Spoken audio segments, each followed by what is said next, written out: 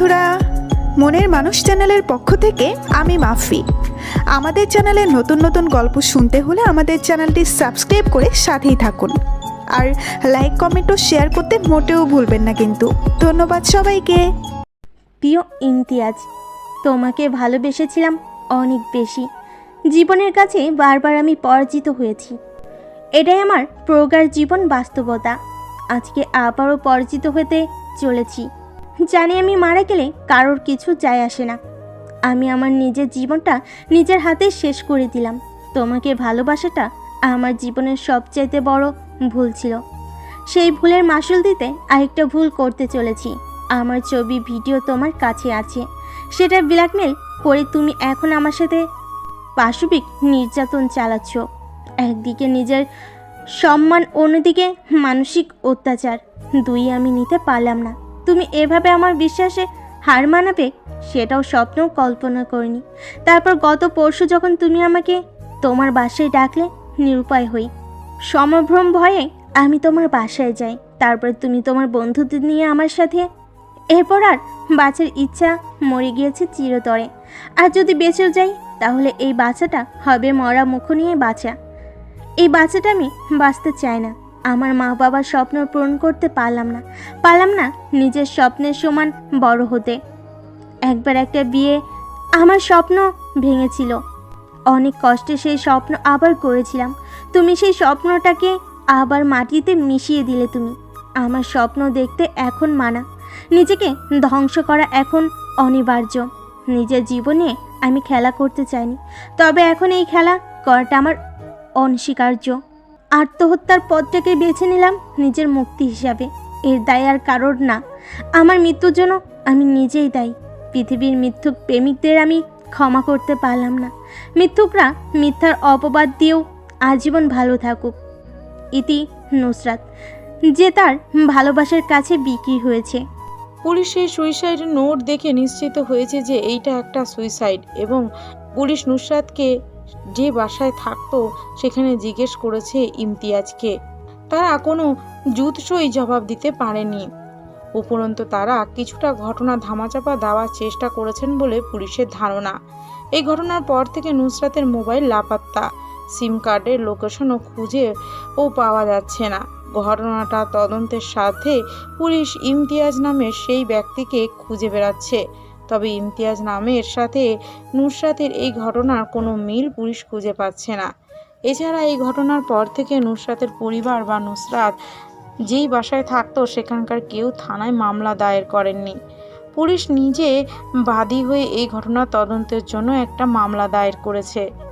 উপরন্তু নুসরাত যেই বাসায় থাকতো সেই ফ্যামিলির লোককে পুলিশ জেরা করে ঘটনার বিস্তারিত জানতে চাইলে তারা পুলিশের উপর মিথ্যা মানহানি মামলা দায়ের করেন। আপাতত পুলিশ তাদের তদন্তের স্বার্থে গোটা দেশবাসীর কাছে সাহায্য চাচ্ছেন। কেউ যদি এই ঘটনার কথা আন্দাজ করেন বা ইমতিয়াজকে সেটার খোঁজ দিতে পারেন, তাহলে পুলিশ নুসরাত সুইসাইড মামলার একটা সুষ্ঠু তদন্ত করতে পারবে। কেউ যদি যোগাযোগ করতে চান তবে 01762229 এই নম্বরে যোগাযোগ করতে পারেন, অথবা gmail.com এই মেইলেও লিখতে পারেন, বক্তব্য দিতে পারেন। তদন্তের স্বার্থে আপনাদের বলাটা রেকর্ড করা হতে পারে, তবে পরিচিত গোপন রাখা হবে, আশ্বাস দিয়েছেন পুলিশের এসআই মিস্টার মকসুদুল হক। স্টাফ রিপোর্টার, দৈনিক আলোর সকাল, ঢাকা, বাংলাদেশ। পুরো খবরটা পড়ে অবন্তী একটা দীর্ঘশ্বাস নিল। চাপা আর্তনাদ তাকে ভর করে বসলো। রেশমি আবার রুমে এসে বলল, তোকে না বলেছি ড্রয়িং রুমে আসতে, এখনো বসে আছিস যে? আয়। তুমি যাও, আমার কিচ্ছু ভাল লাগছে না, আমি পরে আসছি। অবন্তী কিছুক্ষণ একা একা চিন্তা করলো। একটা মেয়ে কতটুকু অসহায় হলে এরকম সুসাইড করে বসে, একটা ছেলে কতটুকু পিশাচ হলে বন্ধুদের সাথে নিয়ে তার এক সময়কার প্রতিশ্রুতি দেওয়া প্রেমিকাকে রেপ করে। আর নুসরাত, সে তো মরতে মরতেও সুইসাইড নোটে আসিফের নাম উল্লেখ করেনি, সেখানে সে লিখে গিয়েছে ছদ্মনাম ইমতিয়াজ। সেই আসিফ ভালোবাসাটাই মূল্য দিতে জানলো না। অবন্তীর নিজেকেই বোকা মনে হয় নিজের কাছে।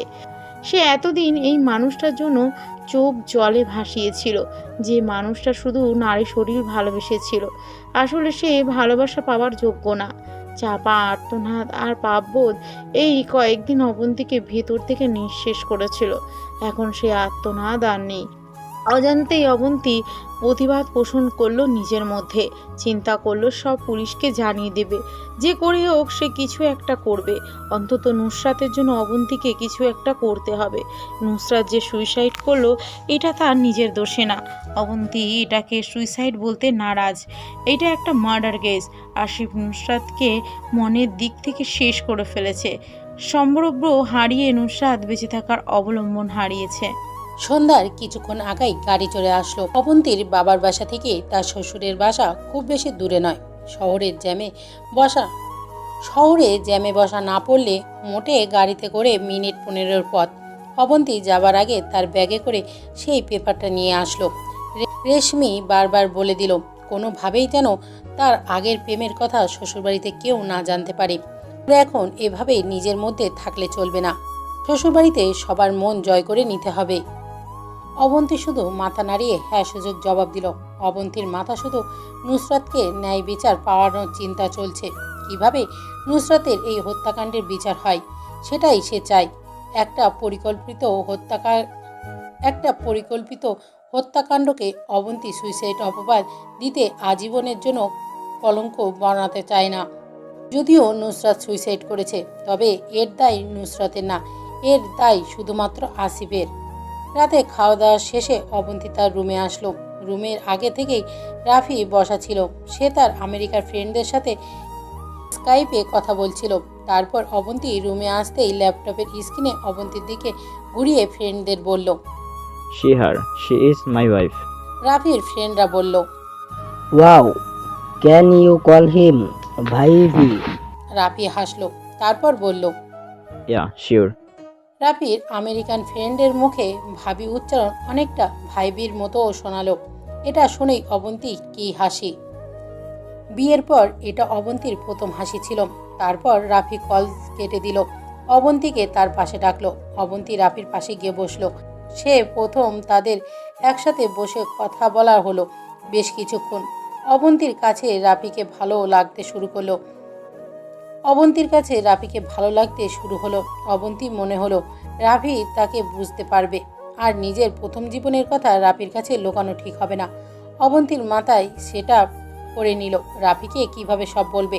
রাফিকে বলল, আচ্ছা, আমার যদি আগে কোনো রিলেশন থেকে থাকে তাহলে তোমার আপত্তি আছে? আসলে ঠিক আপত্তি না, তবে ফার্স্ট ইজ ফার্স্ট। এখন চাইলেও তো আর ফার্স্ট ঠিক করা যাবে না। আচ্ছা, আমি যদি বলি যে এই বিয়েটা আমি মন থেকে না চাপ থেকে করেছি তাহলে তুমি কষ্ট পাবে? হ্যাঁ, কষ্ট তো অবশ্যই পাবো, তবে আমি চাপকে ভালোবাসায় রূপান্তর করতে জানি। এদিক দিয়ে আমি অনেক পটু। আচ্ছা বন্তি, তুমি তোমার ফার্স্টের সম্পর্কে চাইলে আমাকে জানাতে পারো। Now you are husband wife. আমাদের কারোর মধ্যে কোনো কিছুই অজানা থাকা ঠিক নয়। সব কিছু জেনে থাকাটাই এখানকার মতো ভালো। অবন্তী আর চিন্তা করলো না। লাগেজ থেকে সকালের পেপার বের করে এনে রাফির হাতে ধরিয়ে দিল। রাফিকে নুসরাত সুইসাইড নিউজটা দেখিয়ে দিয়ে বলল, এই নিউজটা পড়ো। রাফি বলল, কেন?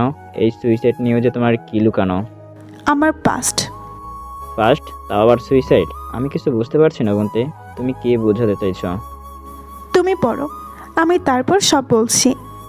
সেই রাতে অবন্তী তার স্বামী রাফিকে তার রিলেশনের সব কথাই খুলে বলল।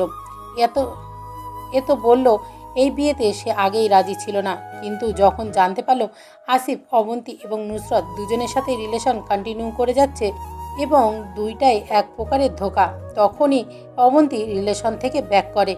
রাফি অবন্তীকে জিজ্ঞাসা করল, তুমি কি নুসরাতকে আগে থেকে চিনো? না, চিনতাম না। ইভেন আমি আসিফকেও চিনতে ভুল করলাম। এতটুকু বলে অবন্তীর চোখের জল চলে আসলো। রাফি বলল, উফ, এরকম ভেঙে পড়লে তো চলবে না।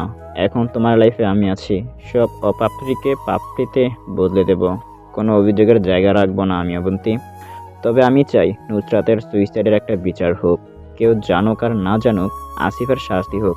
ভালোবাসায় কোনো মিথ্যাবাদীর জায়গা হয় না। অবন্তী রাফিকে বলল, তুমি কি নুসরাতের খুনি আসিফকে শাস্তি দেওয়াতে পারবে? কেন নয়? তোমার রাফির উপর তোমার ভরসা নেই? আছে, কিন্তু কিন্তু কি? আমার ভয় হয় যে কিসের ভয় অবন্তী? তুমি যদি এইসব বাসায় বলো, সবাই যদি জানতে পারে, তখন সবাই কি আমাকে মেনে নেবে? অদ্ভুত। অবন্তী, তুমি এখন আমার বিয়ে করা স্ত্রী। তোমার কোনো অপমান মানে আমারও অপমান। আর তুমি অপমানিত হবা, তোমার সম্মান নষ্ট হোক, এমন কোনো কিছু আমি কখনোই করব না। রাফির কথায় অবন্তীর চোখে আবারও পানি চলে আসলো। অবন্তী রাফিকে জড়িয়ে ধরলো, কান্না করতে করতে বলল, আমার জীবনে ভালোবাসার বড়ই অভাব রাফি, কিন্তু তুমি এভাবে আমাকে নিজের করে ভাববে এটা আমি কল্পনাও করতে পারিনি। তোমার কাছে থেকে সত্য লুকিয়ে এই 4টা দিন আমি অপরাধীর মতো বেঁচেছিলাম। আমার নিজের কাছে নিজেকে ছোট মনে হতো। ভাবতাম আসিফ আর আমার মধ্যে কোনো পার্থক্যই তো রইল না। আসিফ যেভাবে আমাকে ধোঁকা দিয়েছে, আমিও সেভাবে সত্য গোপন করে তোমাকে ধোঁকা দিচ্ছি। রাফি বলল, বোকামি, সত্য বলে কোনো ভুল করিনি। এটা ভালো হয়েছে। উপরন্তু আমি যদি এই সত্যটা অন্য কোনো কারো মুখ থেকে শুনতে পেতাম, তখন আমার খারাপ লাগাটা বেশি কাজ করতো। অবন্তী রাফিকে বলল, তাহলে তোমার এখন খারাপ লাগা কাজ করছে? হ্যাঁ, তবে তোমার জন্য না, নুসরাতের জন্য। একটা মেয়ের জীবন এভাবে শেষ হয়ে যেতে পারে না। একটা ছেলে এতটা নিচ হয়ে দিব্যি ভালোভাবে বেঁচে থাকতে পারে না।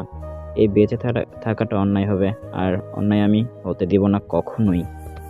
তাহলে তুমি কি করবে এখন? এই মিথ্যাবাদী প্রেমিকার কোনো বিচার হবে কি? প্রেমিক বলবেন অবন্তী? আসিফের নামের আগে প্রেমিক শব্দটা যায় না, আর প্রেম কখনো মিথ্যে হয় না। আসলে তুমি প্রেমকে জিনিস সেটা এতদিন উপলব্ধি করতে পারোনি।